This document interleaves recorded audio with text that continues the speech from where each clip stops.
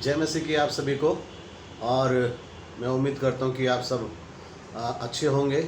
परमेश्वर का अनुग्रह आपके ऊपर है और हम सब एक दूसरे के लिए लगातार प्रार्थना कर रहे हैं ऐसे समय में जबकि हम लोग कलीसिया के अंदर, चर्च के अंदर मिल नहीं पा रहे हैं, परंतु हम सब परमेश्वर की उपस्थिति में हैं, क्योंकि परमेश्वर के वचन में लिखा है जहाँ भी हम उसके नाम से 2 या 3 लोग इकट्ठा होते हैं तो हमारे प्रभु हमारे बीच में होते हैं। ये परमेश्वर का वायदा है और जब परमेश्वर हमारे साथ में है तो वो समय हमारे लिए अच्छा है, आशीष में है। हम परमेश्वर के वचन को सीख सकते हैं, आपस में बैठ के परमेश्वर के वचन को हम पढ़ सकते हैं परिवार के साथ में, क्योंकि परमेश्वर हमसे यही चाहते हैं कि परिवार के लोग आपस में बैठ के प्रार्थना करें और संगति करें। परिवार परमेश्वर ने बनाया है और परमेश्वर चाहते हैं कि हम परिवार के अंदर प्रभु के वचन को पढ़ें, प्रार्थना करें। आज शाम को हम परमेश्वर के वचन को हम लोग सुनेंगे एक बार फिर से, प्रेरितों के काम और उसका 5वां अध्याय और उसके 17 वचन से लेकर और उसके 21 वचन तक।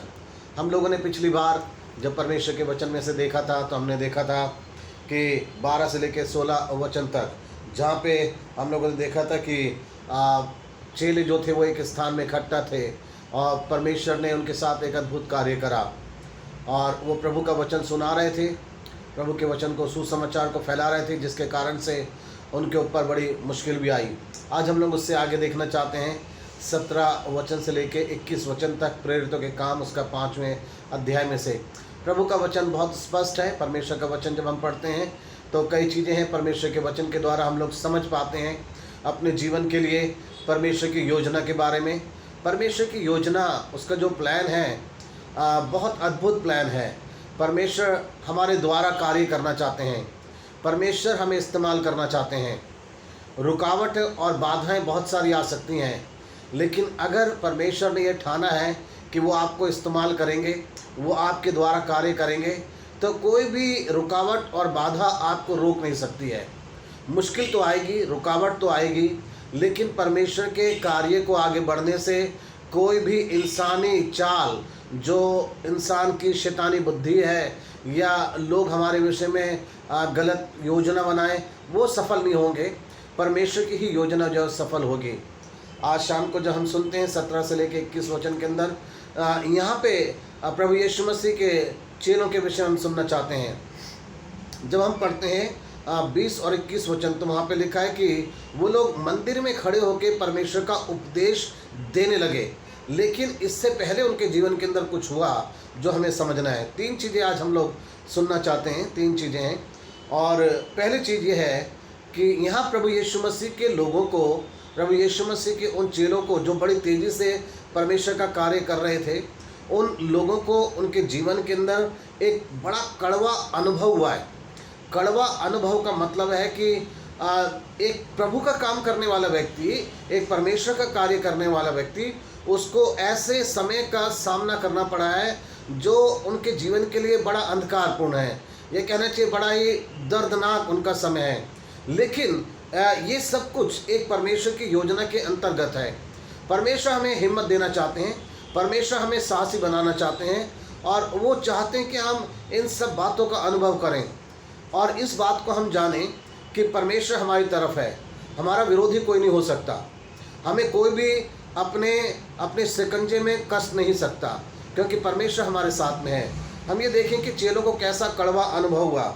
जब हम पढ़ते हैं 17 और 18 वचन, तो उसके अंदर इस तरीके से लिखा हुआ है, तब महायाजक और उसके सब साथी जो सदूकियों के पंथ के थे डहा से भर उठे और प्रेरितों को पकड़कर बंदीगृह में बंद कर दिया। यह है उनका अनुभव।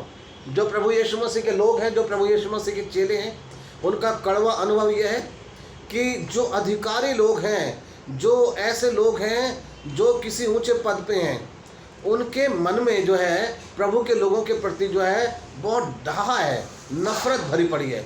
ये एक अनुभव है और ऐसा अनुभव हम भी अपने जीवन के अंदर कर सकते हैं कि कई सारे लोग ऐसे हो सकते हैं जो हम अपने मन को, उन्होंने हमारे लिए बड़ी नफरत से भर रखा है, हमसे बड़ी ईर्ष्या करते हैं, नफरत करते हैं। जब वो हमें आगे बढ़ता हुआ देखते हैं, जब हमें तरक्की करते हुए देखते हैं, खुदा की आशीषों को जब हम अपने जीवन में प्राप्त करते हैं, तो कई लोग जो है हमारे से डाह से भर जाते हैं, नफरत से भर जाते हैं और ऐसे ही प्रभु के चेलों के साथ हुआ।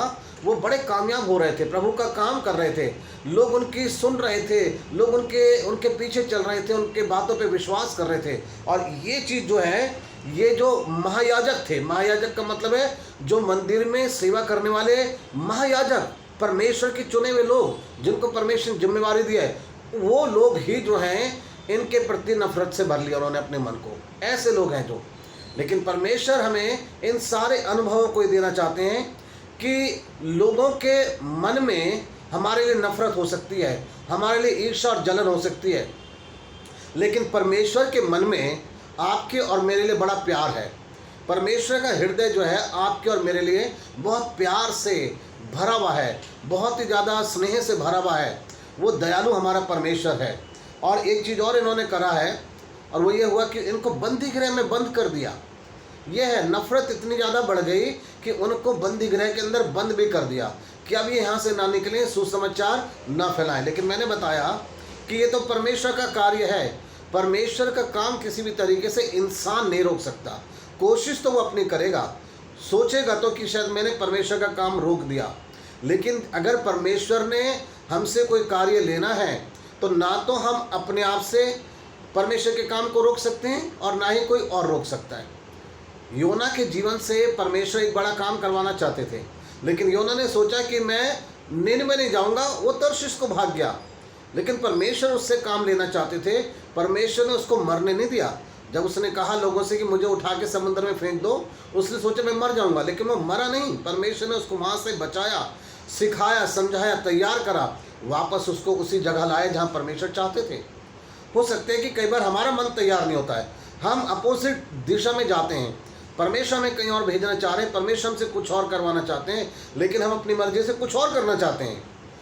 परंतु परमेश्वर ने अगर हमसे कार्य लेना है तो अपना कार्य परमेश्वर हमसे अवश्य लेंगे, और उसके लिए परमेश्वर कुछ भी कर सकते हैं। यहाँ पे इन लोगों ने चेलों को, प्रभु यीशु मसीह के लोगों को बंदी गृह के अंदर बंद करके सोचा कि हमने बहुत बड़ा काम कर दिया और अब सुसमाचार के ऊपर पाबंदी लग गई, रोक लग गई है। तो पहली चीज़ थी कि चेलों को जो है बहुत ज़्यादा कड़वे अनुभव को लेना पड़ा अपने जीवन के अंदर। और कड़वा अनुभव ये कि लोगों के मन के अंदर उनके प्रति नफरत थी, ढाह, ईर्ष्या थी, और उनको बंदी गृह में भी बंद कर दिया गया। कारागार में एक सुसमाचार सुनाने वाले व्यक्ति को, प्रभु का कार्य करने वाले व्यक्ति को, ऐसे लोगों के साथ में रहना पड़ रहा है जो कि बहुत बुरे अपराधी लोग हैं, जिनको वहाँ पे बंद करा गया, उनके साथ प्रभु के लोगों को रहना पड़ा है। ऐसा अनुभव कई बार हमारा भी हो सकता है, परंतु परमेश्वर हमारे साथ में, ध्यान रखिए, परमेश्वर हमारी सहायता करने के लिए वो तैयार हैं। दूसरी चीज़ हम लोग यहाँ पे देखना चाहते हैं, और 19 वचन के अंदर, 19 वचन में है, परमेश्वर ने अपने चेलों को, अपने लोगों को आज़ादी का आनंद दिया। परमेश्वर ने अपने लोगों को आज़ादी का आनंद दिया। पहली चीज़ मैंने बताया, कड़वा अनुभव चेलों के जीवन में, ये सब हमारे जीवन के अंदर भी हो सकता है। दूसरी चीज़ मैं बता रहा हूँ कि वहाँ पे परमेश्वर ने उनको एक आज़ादी का आनंद भी दिया है। 19 वचन में जब पढ़ते तो लिखा है, परंतु रात को प्रभु के एक स्वर्गदूत ने बंदी गृह के द्वार खोलकर उन्हें बाहर लाकर कहा। यहाँ पे लिखा है, समय देखिए, परमेश्वर के दूत ने वहाँ पे आके कार्य करा है। परमेश्वर अपने दूतों को भेज देता है आपकी मदद करने के लिए। जब लोग आपको कष्ट में डालेंगे, परेशानी में डालेंगे, याद रखिए परमेश्वर के दूत आपकी सहायता करते हैं। परमेश्वर ने अपने दूतों को हमारी सेवा करने के लिए नियुक्त करा हुआ है। परमेश्वर के स्वर्गदूत हमारी रक्षा करते हैं, वो सुरक्षा हमें देते हैं। प्रभु यीशु मसीह के विषय में लिखा है, जब उन्होंने 40 दिन 40 रात तक उपवास और प्रार्थना करी तो शैतान उनकी परीक्षा करने के लिए आया, लेकिन जब शैतान हार गया, भाग गया, तो लिखा है दूत आके उसकी सेवा करने लगे। परमेश्वर के दूत जो हैं वो हमारी सहायता करने के लिए तैयार है।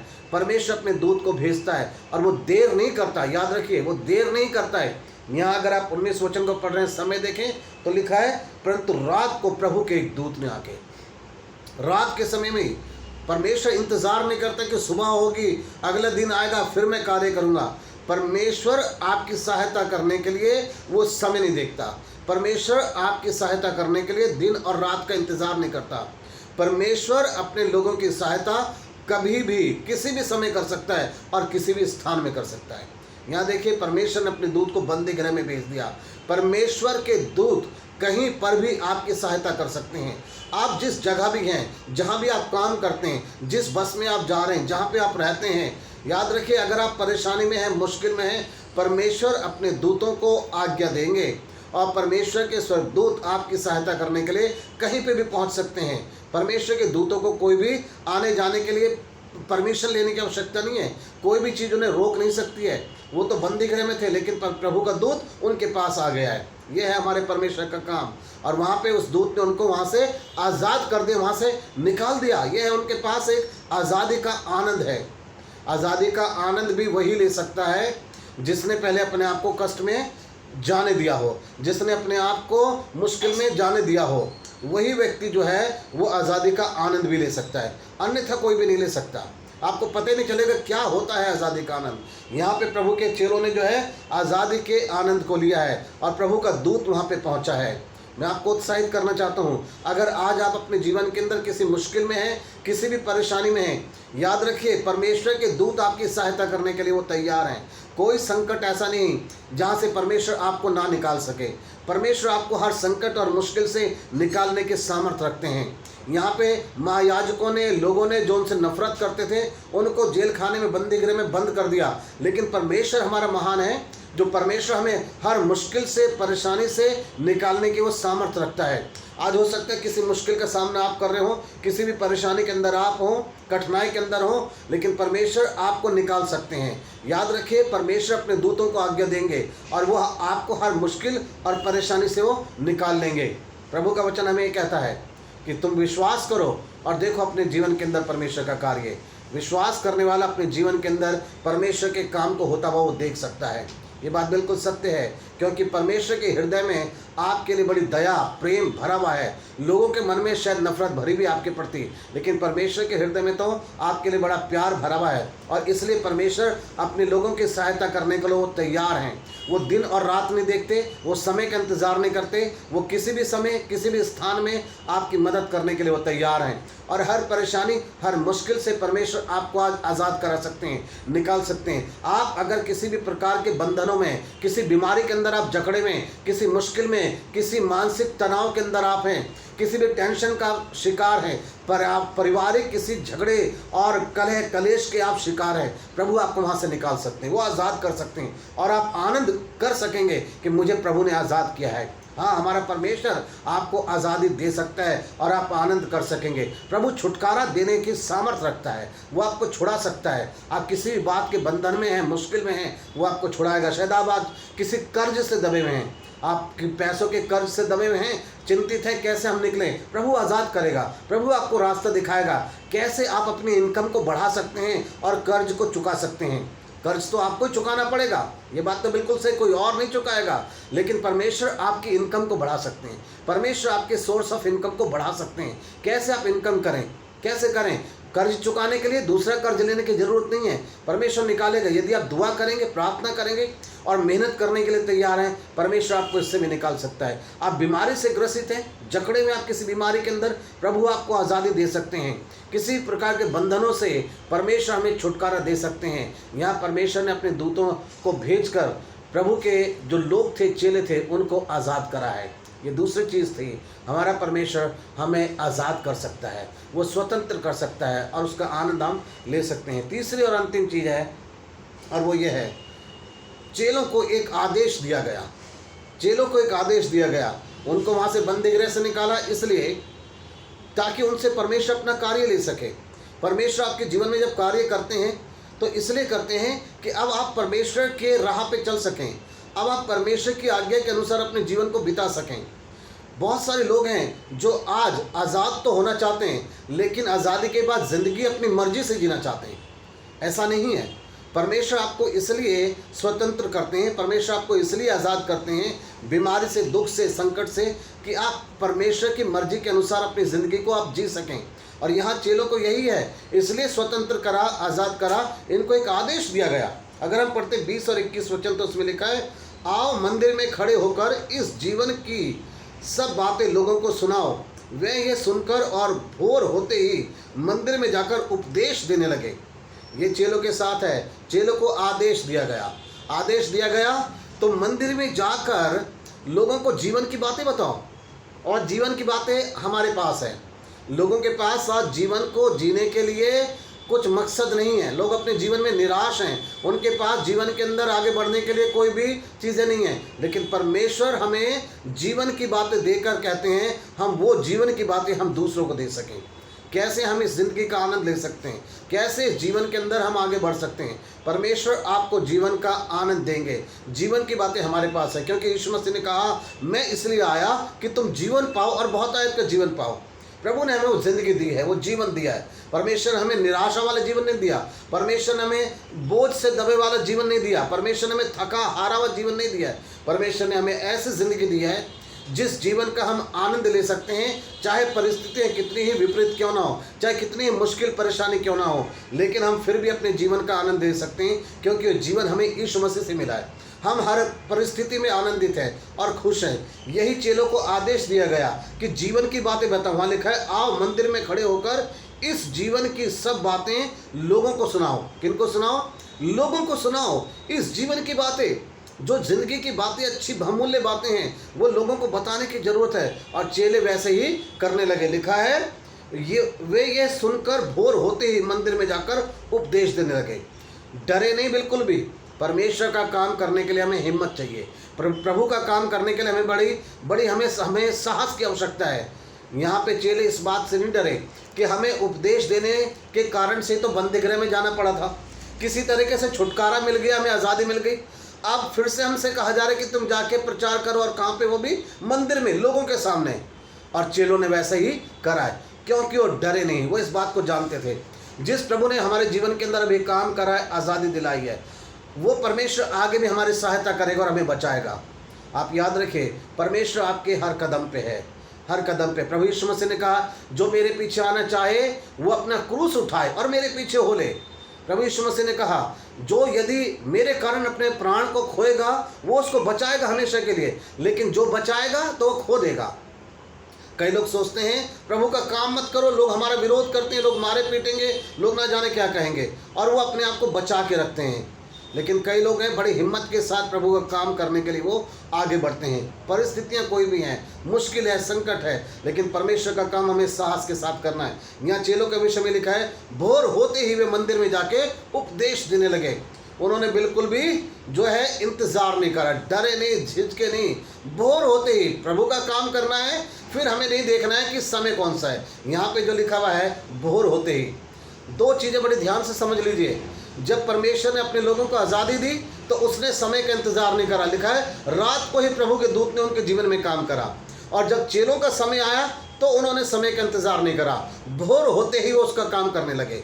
आज बहुत सारे लोग हैं जो दुआ प्रार्थना करने के लिए, बाइबल पढ़ने के लिए, प्रभु का काम करने के लिए वो समय का इंतज़ार करते हैं। अभी समय नहीं आया, बाद में करेंगे, बाद में दुआ कर लेंगे, बाद में प्रार्थना कर लेंगे। और मुझे तो यहाँ तक भी लगता है इन दिनों जब हम अपने परिवार के साथ आराधना प्रार्थना करते हैं, संडे की आराधना करते हैं, ना जाने कितने लोग बिल्कुल टाइम से अपने परिवार के साथ बैठ जाते हैं। जो चर्च का हमारा टाइम है प्रार्थना करने का, हम रविवार के दिन 8:30 बजे हम अपनी प्रार्थना को शुरू करते हैं अपने परिवार के साथ। वचन के सुनने वाले जितने भी लोग हैं, जो बैतल बाइबल चर्च के लोग हैं, इस बात पर विचार करें, क्या आप समय से बिल्कुल जो टाइम निर्धारित करा गया आप उसी समय से परमेश्वर की आराधना प्रार्थना कर रहे हैं अपनी कलीसिया के साथ? जो बुधवार की सभा है, जो शुक्रवार की, क्या वो कर रहे हैं आप? शायद नहीं, बहुत सारे लोग नहीं कर रहे हैं।